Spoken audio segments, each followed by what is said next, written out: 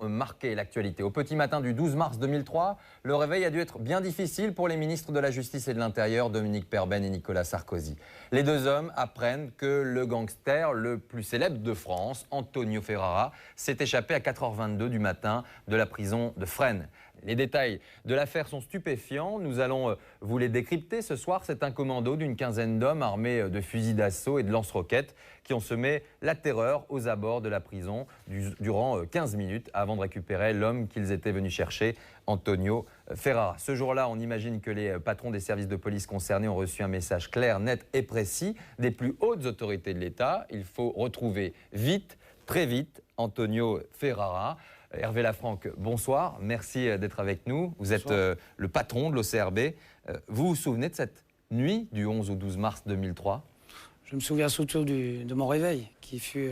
On vous a réveillé ce jour-là, ce soir-là, cette nuit-là ? Oui, tout à fait. D'autant que ça s'inscrivait dans une semaine qui était noire pour nous, puisqu'une semaine auparavant, un autre personnage qui nous importait, José Manconi, s'était évadé de la prison de Borgo. Donc ça faisait un peu beaucoup.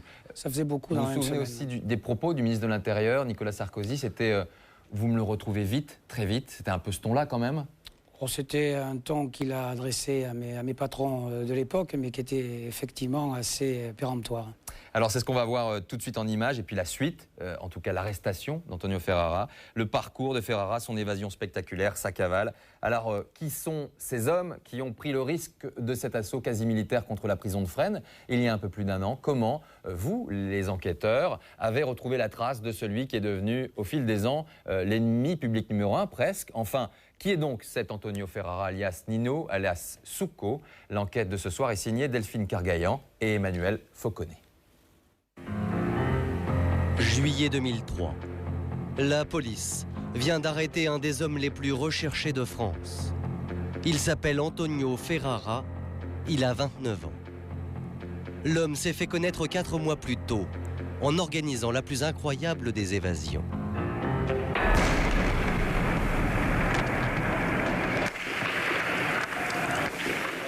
Personne ne pensait que les murailles de Fresnes, un jour, seraient attaquées. Antonio Ferrara, c'est un garçon qui n'est pas fait pour rester enfermé.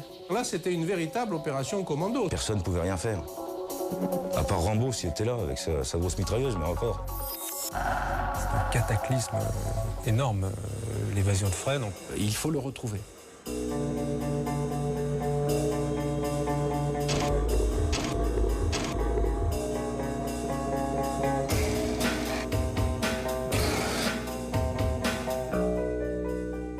Ferrara a une palette de qualités qui le mettent largement, à mon avis, au-dessus de Mesrine. Un petit voyou de banlieue, devenu roi de l'évasion, Secret d'actualité vous raconte la fulgurante ascension d'Antonio Ferrara.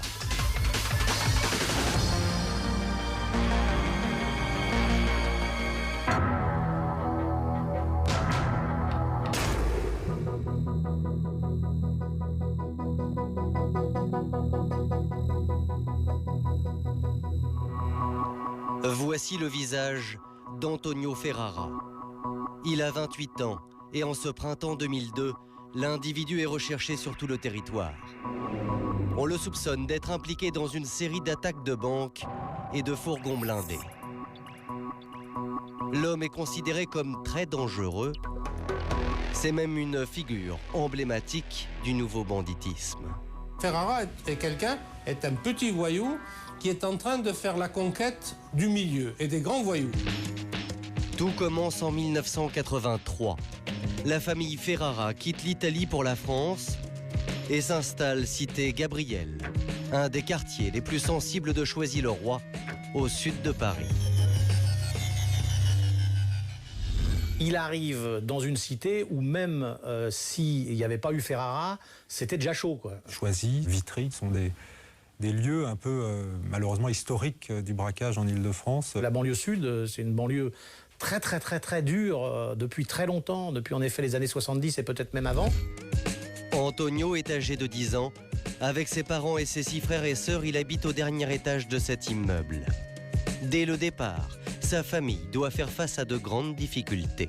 Le père va vendre des pizzas dans un camion ambulant. aidé par ses fils et un peu plus tard par Antonio. Ils sont venus en France, c'est pour travailler, c'est pour essayer de trouver du travail, parce que là-bas, ils ne travaillaient pas. Et ils ont eu du mal à s'adapter. Ferrara quitte l'école à l'âge de 16 ans.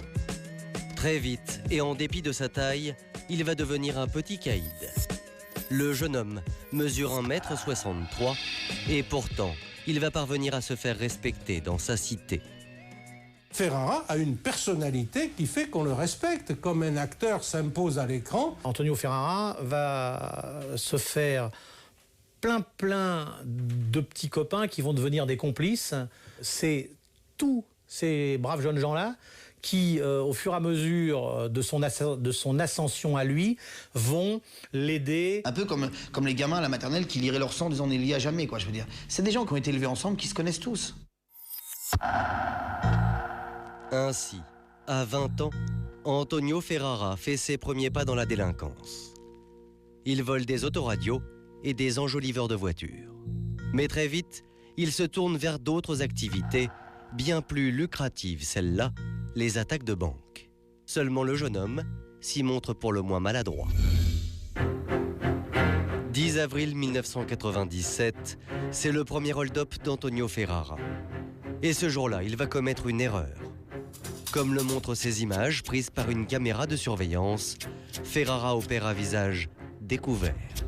Ils sont deux, ils sont armés bien sûr. Les personnes qui se trouvent dans les banques sont attachées avec du rouleau adhésif. Avec son complice, ils essayent d'enlever la cassette vidéo, l'enregistrement de la banque, et ils n'y arrivent pas et ils l'abandonnent sur place.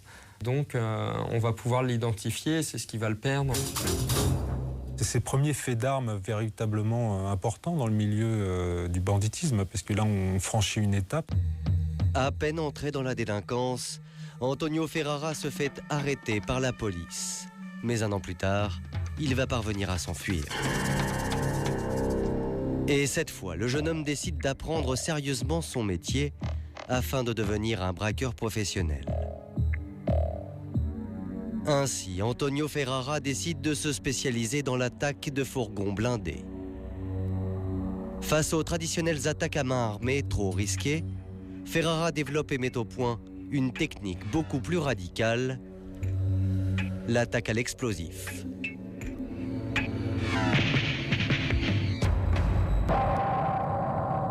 Il est parfaitement autodidacte en la matière.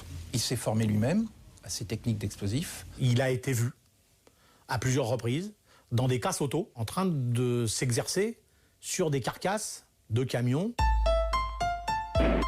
Et dans ces casses auto, Antonio Ferrara perfectionne un procédé infaillible. On l'appelle la technique parabole. La charge de plastique est recouverte par une parabole ou un simple cadre pour concentrer l'effet de souffle. Cette méthode devient la signature d'Antonio Ferrara.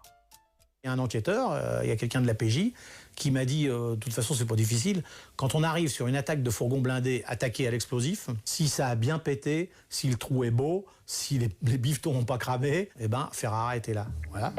Antonio Ferrara est devenu un as de l'explosif. Mais en plus, il possède une qualité précieuse. Il est particulièrement méticuleux, comme le montre ce projet d'attaque de fourgon que nous nous sommes procurés. Les opérations auxquelles il participe sont réglées comme du papier à musique. Les heures de départ et d'arrivée des convoyeurs, le butin, rien n'est laissé au hasard. Et surtout, un croquis reproduit l'intérieur du véhicule blindé avec l'emplacement des billets, des pièces de monnaie et le système d'ouverture des portes. Un travail d'orfèvre qui va donner des résultats spectaculaires.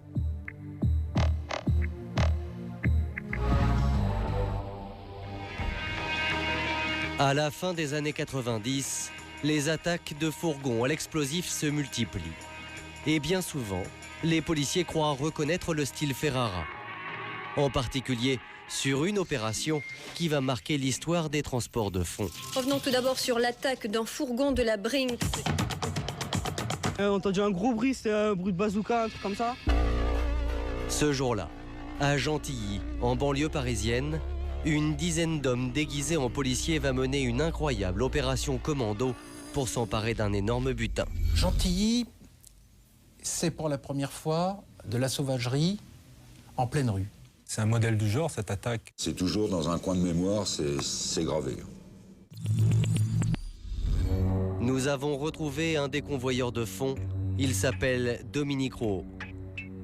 Ce 26 décembre 2000, à Gentilly, avec ses 2 collègues, il a pour mission de transporter 40 millions de francs.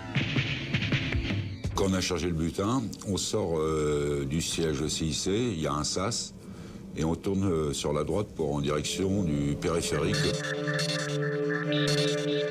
Et à 50 mètres, on s'aperçoit qu'il y a un camion qui vient nous couper la route.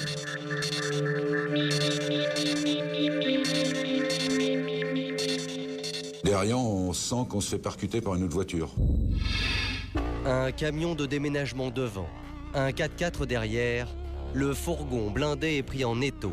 Les 3 convoyeurs sont pris au piège. Alors là, on a compris que c'était une attaque. J'ai regardé dans le rétro et je me suis aperçu qu'il y avait un gars, cagoulé, qui est venu mettre une planche contre le coffre du fourgon. Et c'est là que j'ai dit, bon, bah, ils vont nous exploser. On s'est couché par terre. Et puis, au bout de quoi, même pas une minute, le camion a explosé. Ça a soulevé le camion. Il y a un gars qui a dit, les gars, surtout faites pas les cons, tout se passera bien. De l'autre côté, un riverain filme la scène.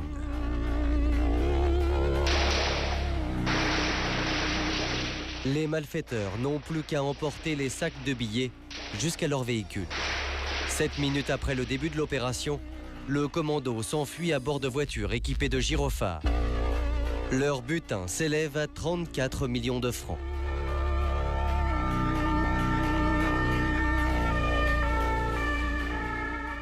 Là, c'est une borne organisée, bien calculée, chronométrée, chacun son boulot. L'enquête conduira les policiers sur la piste d'Antonio Ferrara. Le gangster est soupçonné d'avoir été l'artificier de l'attaque de Gentilly. Antonio Ferrara n'a que 27 ans et déjà un palmarès inquiétant. Activement recherché, les policiers vont très vite le localiser car l'homme a un point faible. Il est resté fidèle à la banlieue sud et à sa famille.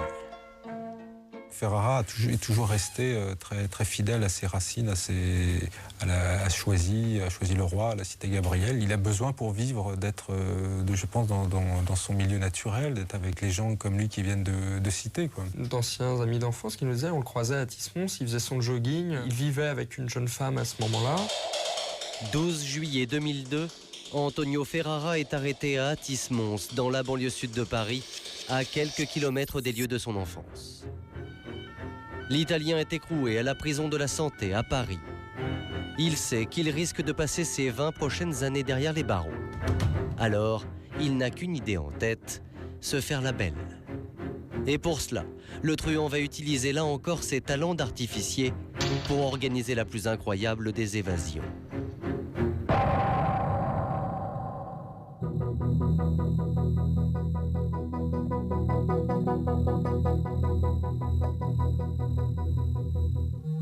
Antonio Ferrara est sous les verrous. Dès son arrivée en prison, l'homme va tout mettre en œuvre pour s'évader. Informé de ses projets, la police va alerter l'administration pénitentiaire à plusieurs reprises. Mais rien, ni personne, ne saura empêcher Antonio Ferrara de réaliser la plus spectaculaire des évasions jamais organisée en France.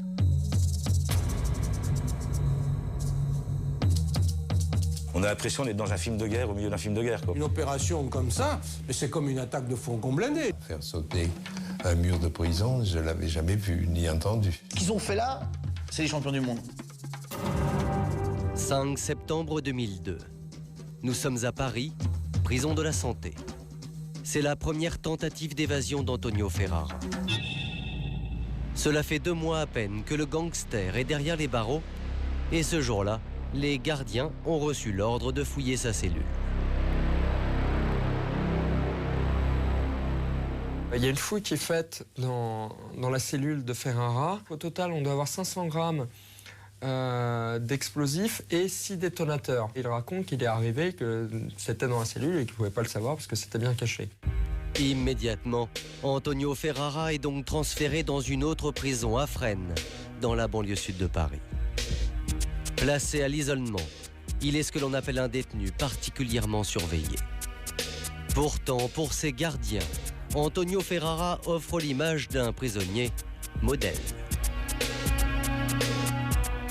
Les rapports des surveillants le présentent comme quelqu'un de très calme, qui ne pose pas de problème, dans son coin, très discret, et voilà. Il s'insère finalement très bien dans la prison. Calme, poli, posé, aucun problème. Pour autant, Antonio Ferrara n'a pas abandonné ses projets d'évasion, bien au contraire. Depuis la prison, l'artificier va solliciter des aides de toutes sortes. Grâce au parloir, il a des contacts réguliers avec ses proches. Mais ce qu'ignore l'administration, c'est que Ferrara cherche aussi des complices à l'intérieur même de la maison d'arrêt. Lorsqu'il arrive en prison, il observe tout et il essaye de détecter qui fait quoi, qui est susceptible de l'aider. Il y a des surveillants, on sait, ils sont fichés. Quand on est en prison, on sait que ce surveillant-là, il est bon à tordre. Bon à tordre, ça veut dire à la corruption. À ce jour, les enquêteurs n'ont toujours pas établi l'identité des complices d'Antonio Ferrara. 10 mars 2003. Dans 2 jours, l'artificier sera dehors. Et pour que l'opération réussisse, il a tout prévu. Le détenu occupe une cellule au centre de la maison d'arrêt. Or, pour s'évader, Antonio Ferrara doit se rapprocher le plus possible du mur d'enceinte. Alors, il va parvenir à se faire transférer ici, au quartier disciplinaire. Les prisonniers l'appellent le mitard. Et à Fresnes, tout le monde le sait, c'est le point faible de la prison. Le quartier disciplinaire à Fresnes se trouve en gros à une dizaine de mètres de la voie publique. À mon avis, c'est le meilleur endroit pour venir se faire arracher. Et pour aller au mitard, Antonio Ferrara le sait, il y a un moyen tout simple, il suffit de désobéir. Alors ce lundi 10 mars 2003, à la sortie d'un parloir, le détenu modèle va refuser la fouille à corps. Une infraction au règlement qui l'envoie aussitôt au quartier disciplinaire. Le moindre refus est sanctionné, surtout de la part d'un individu comme lui. Il va retourner le règlement de la prison à son profit. Le compte à rebours a commencé. Non seulement Antonio Ferrara se trouve désormais dans le bâtiment le plus proche du mur d'enceinte, mais en plus il occupe une cellule bien particulière, la cellule numéro 9. La cellule numéro 9 est au rez-de-chaussée et c'est celle qui est au bout de ce bâtiment. Et c'est donc la cellule la plus proche du mur d'enceinte. L'endroit le plus vulnérable de la prison. Au bon endroit, au bon moment, Antonio Ferrara s'est joué de l'administration pénitentiaire. Et ce n'est pas tout. À l'intérieur de sa cellule, un téléphone portable et des explosifs attendent le futur évadé. On ignore à l'heure actuelle comment il se les est procurés, comment ça arrivait dans sa cellule. Vraisemblablement, c'était caché dans les toilettes. Il a un téléphone portable au mitard. Il faut arrêter que ça soit du shit, de l'explosif, des téléphones portables, c'est la même chose. Les prisons sont des passoires. La nuit du mardi 11 mars 2003, dans sa cellule du quartier disciplinaire, Antonio Ferrara est un homme déterminé. Muni d'un téléphone portable et de 500 grammes d'explosifs, une dizaine de mètres le séparent désormais de la liberté. L'administration pénitentiaire a été totalement manipulée. Et pourtant, elle était informée de l'imminence d'une évasion.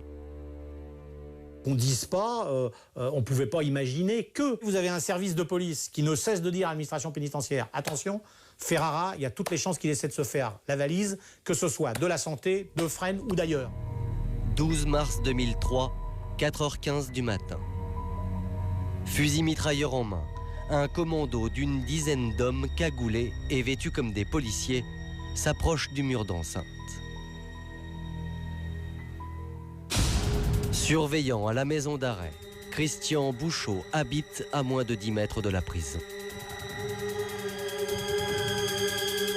Je me suis levé déjà, j'étais vers la fenêtre. Bon, bah, c'est là que j'ai vu les gars qui étaient en train de tirer. Ils avançaient un peu comme des commandos, quoi, puis ça tirait sans arrêt, sans arrêt. On entendait les balles qui ricochaient, qui s'écrasaient sur le Mirador. Ces images ont été tournées par un riverain. À l'intérieur du Mirador, une jeune surveillante, en fonction depuis quelques mois seulement, est impuissante. Elle ne peut absolument pas répliquer. Puisqu'elle était en permanence confrontée à des tirs nourris de Kalachnikov. Pendant ce temps, un malfaiteur va se charger de l'objectif principal de l'attaque, la porte de service de la prison. Et pour cela, il va utiliser la fameuse méthode Ferrara. C'est opération fourgon blindé, mais avec la porte de la prison. L'artificier du commando s'approche de la porte chantier. Il place une charge explosive qu'il fait tenir à l'aide d'un cadre.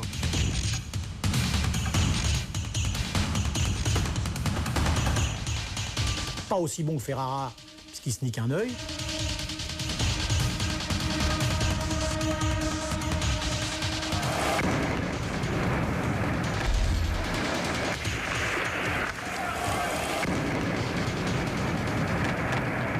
La première explosion, ça a tellement soufflé que ça a ouvert les fenêtres de ma chambre.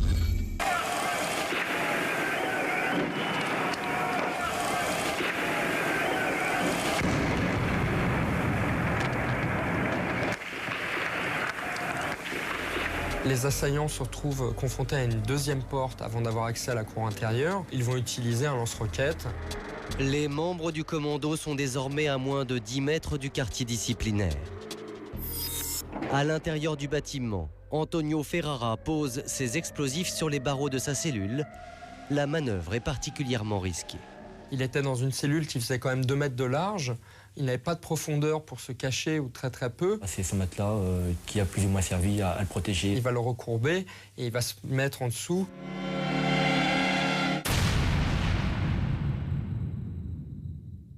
Le souffle a dû quand même, s'il ne l'a pas blessé, il a dû le rendre pour le moins un peu groggy. Il a été plus ou moins titubant. Il y a beaucoup d'artificiers qui se seraient grièvement blessés. Antonio Ferrara quitte la maison d'arrêt par la porte et sous les hurrahs des prisonniers. Du côté des prisonniers, c'est la franche rigolade. Et les encouragements à Ferrara. Des cris, des sifflements, ça tapait dans les portes. Le commando prend la fuite. Il est 4h30. L'opération est terminée. La police arrive sur les lieux. Les premiers témoins peuvent constater l'ampleur des dégâts. En sortant, déjà, on a vu le Mirador dans l'état criblé comme il était. Où il y avait un trou béant. Qui faisait, je sais pas moi, 70-80 cm de diamètre. Et il y avait même à mes pieds un pistolet automatique et un peu plus loin, il y avait une Kalachnikov. Des douilles partout, des chargeurs vides. En moins de 10 minutes et sans faire de victimes, Antonio Ferrara a retrouvé la liberté et rien ni personne n'a pu l'en empêcher. Sur ce qui s'est passé entre 4h15 et 4h30, personne ne pouvait rien faire. À part Rambo, s'il était là, avec sa grosse mitrailleuse, mais encore. Les portes de la prison de Fresnes attaquées à l'arme de guerre ce matin dans le Val-de-Marne. Un détenu dangereux s'est évadé ce matin du centre pénitentiaire. L'évasion d'Antonio Ferrara est un séisme. En quelques heures, l'onde de choc se propage jusqu'aux plus hautes instances de l'État français. Opération de type militaire, minutieusement préparée, d'une audace sans égale. Des complices, sans foi ni loi, utilisent des armes excessivement dangereuses, utilisent des explosifs. Il n'est pas question de laisser faire ce type de comportement. On se demandait à l'époque si un ministre, le ministre de la Justice n'allait pas sauter. C'est un affront à l'État. Il leur a fait un pied de nez monstrueux. C'est le grand désespoir. C'est le grand désespoir parce qu'il va falloir lui remettre la main dessus.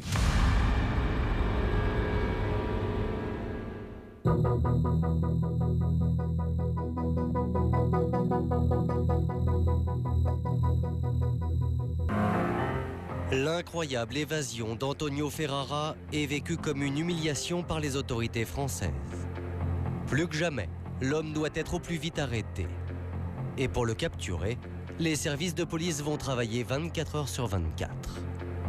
Rien ne sera laissé au hasard pour mettre la main sur celui qui se croit désormais insaisissable.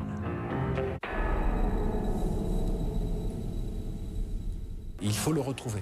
Pendant les 4 mois qu'ont duré la cavale, si on était un bandit, qu'on n'avait absolument aucun lien avec Antonio Ferrara, on était relativement tranquille. Les instructions ministérielles sont données. Avec une pression constante de l'État pour obtenir des résultats, quoi, et rapidement.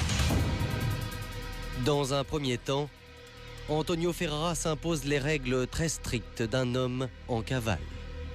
Le fuyard est sur ses gardes.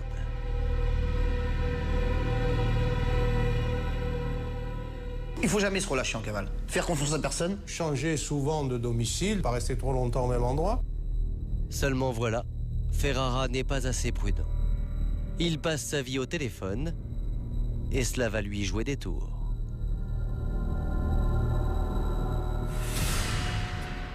Il y a un travail dans ce dossier sur la téléphonie qui a été fait, qui est monumental. Qui connaît Ferrara? 10, 15, 30 personnes? Tout le monde est branché. Tous les proches de l'évadé sont placés sur écoute téléphonique. Et Antonio Ferrara ne va pas assez se méfier. Il a peut-être un peu la grosse tête, il croit qu'il est un peu intouchable. Ferrara, quand il s'est évadé de Fred de la façon dont il s'est évadé, c'est un peu pris pour... s'est cru invulnérable. Ainsi, 4 mois après son évasion, Antonio Ferrara va se faire bêtement arrêter. Et même si l'homme s'est fait teindre les cheveux, cela ne va rien changer. 10 juillet 2003, 15e arrondissement de Paris. Ce jour-là, il a un rendez-vous en fin d'après-midi avec 2 individus dans un café. Ce qu'ignore Antonio Ferrara, c'est que grâce aux écoutes téléphoniques, les policiers sont venus eux aussi au rendez-vous. Il a des mèches, il s'est fait décolorer, mais c'est bien Antonio Ferrara, l'homme qu'il recherchait. Seulement les policiers vont commettre une erreur. Ils s'approchent un peu trop près d'Antonio Ferrara. Et d'un seul coup, donc, Antonio Ferrara voit quelque chose. Il entrevoit en fait un visage. Dans le monde de parano dans lequel il vit, immédiatement, donc c'est l'affolement, il faut partir. Antonio Ferrara a repéré un policier, il prend la fuite. Mais au lieu de se cacher, l'homme va prendre un risque insensé. Il retrouve ses amis dans un autre café quelques instants plus tard. Ce qu'ils ignorent, c'est que les policiers ont leurs 2 téléphones portables sur écoute et ils vont foncer là-bas. Lorsqu'il arrive dans ce café, Antonio Ferrara ne se doute pas que l'endroit est cerné. Une 50aine de policiers bouclent le quartier. L'homme s'installe tranquillement au bar, passe commande en attendant ses 2 comparses. Ce sont ses derniers instants de liberté. Et une fois qu'il est entré dans le bar de Bercy, donc il est hors de question qu'il en sorte. Il est 21h. Ses 2 amis rejoignent le café. C'est le moment que choisissent les policiers pour intervenir. L'interpellation est risquée. Les enquêteurs le savent. Antonio Ferrara est armé et des clients se trouvent à quelques mètres de lui. Pour éviter la bavure, l'opération doit se dérouler à la seconde près. Ferrara avait une sacoche banane et à l'intérieur, il avait un pistolet automatique. Il essaie de la saisir, mais il n'a pas le temps. Il faut le ceinturer. Donc c'est le plaquage de rugby, en sachant qu'il suffit de tenir moins d'1 seconde et que tout le reste de l'équipe va débouler. Ouvrons cette édition avec l'arrestation d'un spécialiste de l'évasion. Antonio Ferrara a été interpellé vers 21h ce soir à Paris. Fin de cavale pour Antonio Ferrara, roi du braquage et de l'évasion. Antonio Ferrara est aussitôt placé en garde à vue dans les locaux de la police à Nanterre. Après son interpellation, l'homme va faire preuve d'un étonnant sens de l'humour. Sa première déposition, il explique qu'il est sans profession, sans domicile fixe et que son dernier domicile connu est la maison d'arrêt de Fresnes. Désormais, Antonio Ferrara est l'un des détenus les mieux gardés du territoire français.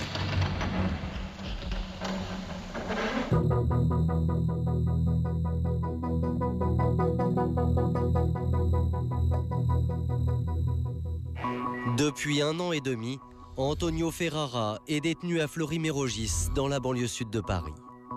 Maintenu à l'isolement, il fait désormais l'objet d'une attention constante de l'administration pénitentiaire. Il est vraiment à l'écart, il a un régime tout à fait particulier. Il dit lui-même, à Fleury-Mérogis, je suis isolé des isolés.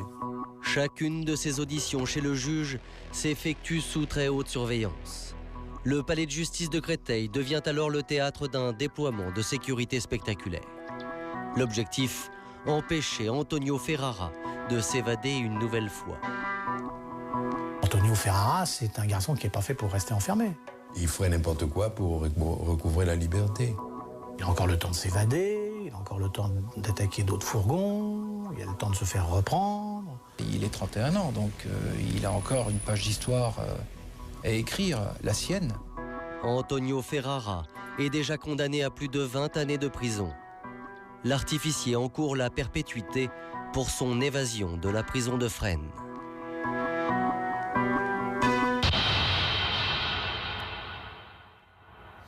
Voilà pour cette enquête réalisée par Delphine Kergaillan et Emmanuel Fauconnet. Dans un instant, images et témoignages sur l'un des plus grands scandales de la République, les écoutes de l'Élysée avec des demain, 20 ans après les faits, l'ouverture du procès. Mais tout d'abord, Antonio Ferrara, suite et fin avec vous, Hervé Lafranc, patron de l'OCRB.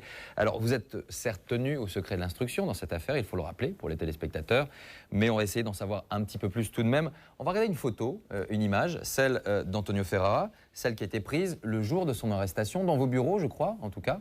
Oui. C'est un homme qui a ce petit sourire aux lèvres. Il était comment quand vous l'avez arrêté? Dans quel état d'esprit?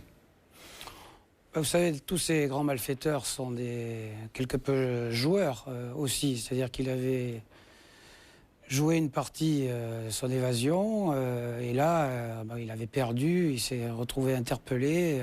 En revanche, il y a une chose qui est sûre, c'est qu'il faut un vrai charisme pour mobiliser 15 hommes pour venir, en tout cas, tenter une libération. Ils ont réussi, 15 personnes, des lance-roquettes, des fusils d'assaut. On vient le libérer, pourquoi? Parce qu'on a besoin de ses services, de sa méthode, de son autorité sur un groupe, c'est cela? Je crois que son évasion démontre qu'effectivement, ses complices avaient besoin de lui. Et aussi parce qu'il a une réelle autorité sur ses complices et qu'il leur manque. Parce qu'on les paye, ces hommes? On les paye cher pour venir faire ça ou pas? En tout cas, dans les pratiques du grand banditisme, on les paye cher pour venir libérer un homme, prendre autant de risques? Dans d'autres affaires qui sont aujourd'hui jugées, on a pu démontrer qu'il y avait effectivement un paiement effectué auprès des complices. Mais je crois que ce n'est pas la seule motivation qui anime les gens qui sont venus ce soir-là, cette nuit-là, chercher Antonio Ferrara. Il y a non seulement de l'argent, mais il y a aussi de l'amitié, il y a aussi de la fidélité. Il y a aussi le besoin d'avoir recours à quelqu'un qui est un type intelligent et qui fédère autour de lui. Antonio Ferrara, on l'a vu dans le reportage, il avait des explosifs dans sa cellule. Un portable dans une prison, apparemment, on a l'habitude de dire que c'est classique. Mais alors des explosifs? Écoutez, pour moi, que ce soit des explosifs, a fortiori des explosifs, mais un portable, c'est pas classique du tout. C'est-à-dire qu'on ne devrait absolument pas avoir ça dans une enceinte sécurisée. Maintenant, force est de constater qu'on les retrouve. Et que non seulement on les retrouve, mais en plus, il est vraisemblable de penser qu'il les a utilisés. Alors oui, il a fait effectivement exploser sa cellule pour pouvoir sortir. Donc ces explosifs, ils n'arrivent pas n'importe comment. Il faut des intermédiaires. L'enquête aujourd'hui n'a rien donné. Enfin, en tout cas... Vous comprendrez que sur ce plan-là, je ne puis m'exprimer clairement. Juste, on va finir. Antonio Ferrara, il rêve que d'une chose aujourd'hui, vous l'avez dit, parce que c'est dans son tempérament, c'est de se faire la belle une nouvelle fois. Il a 30 ans ou 31 ans. Ça va se jouer comme ça pendant des années. Je m'évade, je le rattrape, je m'évade. Moi, je souhaite que la sagesse le rejoigne et qu'il comprenne qu'avec toutes les erreurs qu'il a pu commettre par le passé, la justice va passer et qu'il va rester, il doit rester un certain nombre d'années derrière les barreaux. Enfin, en tout cas, je le souhaite. Vous parlez de sagesse. En revanche, sur le plan de la sécurité, est-ce que les prisons sont aujourd'hui assez sûres? Ce que je sais, c'est qu'on a énormément travaillé avec l'administration pénitentiaire. Parce qu'il y a eu les hélicoptères, il y a eu Joseph Manconi, il y a eu effectivement Antonio Ferrara. Je pense qu'aujourd'hui, il est de plus en plus difficile de s'évader de cette façon. D'autant qu'à l'époque, on s'attendait à ce que quelqu'un sorte d'une prison. On s'attendait peut-être peu à ce que quelqu'un ou un commando pénètre dans une prison. Antonio Ferrara, aujourd'hui, selon vous, il ne s'évadera plus? Écoutez, je ne lis pas dans le mar de café, je n'ai pas le recours à des voyantes, donc je serais bien normal de vous répondre avec précision. En revanche, on peut être inquiet, effectivement, quand on voit qu'il y avait des explosifs et qu'on imagine bien qu'il faut bien des soutiens à l'intérieur même de la prison. On a beaucoup parlé des gardiens de prison qui auraient pu lui faire parvenir ces explosifs. Vous savez, je pense que ce n'est pas arrivé dans sa cellule par l'opération du Saint-Esprit. En tout cas, ceux qui le croient ne font pas le même métier que moi. On l'avait vu en tout cas à l'époque déjà avec Jacques Messrine. Tout à fait. Aujourd'hui, arriver à incriminer telle ou telle personne, c'est autre chose. Il est évident que ces explosifs ne sont pas arrivés seuls dans cette cellule. Et on aura les réponses un jour, vraiment ? Je pense. Je pense. Merci en tout cas d'être venu sur le plateau de Secret d'Actualité.